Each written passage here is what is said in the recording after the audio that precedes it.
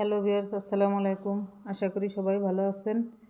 আজকে আমি রান্না করে দেখাবো গাজরের পোলাও ও হাতে মেখে কাঁচামরিচ দিয়ে গরুর মাংস। প্রথমে মাংসগুলো রান্নার জন্য ধুয়ে ভালোভাবে পরিষ্কার করে নিব।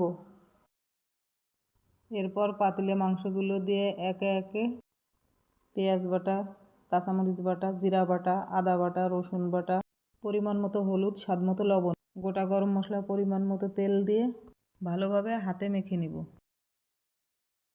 মাখানো হয়ে গেলে মাংসের পাতিলটি চুলায় বসিয়ে ঢেকে দেব। ঢাকনা খুলে কয়েকবার নেড়ে মাংস কষিয়ে সিদ্ধ করে নিব।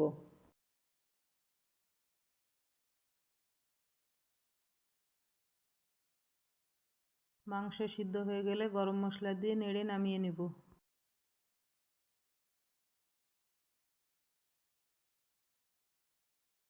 এখন গাজরের পোলাও রান্না করব।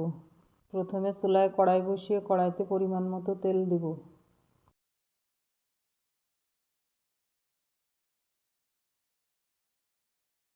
তেলের মধ্যে একটু ঘি দিয়ে দেবো।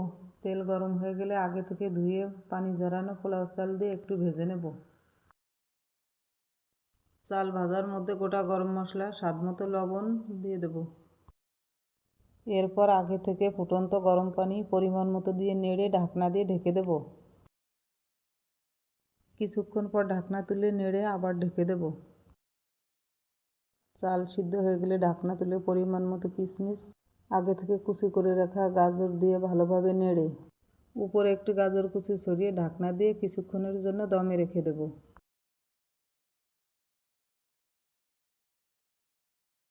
রান্না হয়ে গেল গাজরের পোলাও। এখন গরম গরম পরিবেশন করব গাজরের পোলাও দিয়ে হাতে মেখে কাঁচামরিচ দিয়ে রান্না করা গরুর মাংস। ভিডিওটি ভালো লাগলে অবশ্যই একটি লাইক দিবেন। নতুন নতুন ভিডিও পেতে চ্যানেলটি সাবস্ক্রাইব করে পাশে থাকবেন। আজকের মতো এই পর্যন্ত। সবাই ভালো থাকবেন। আল্লাহ হাফেজ।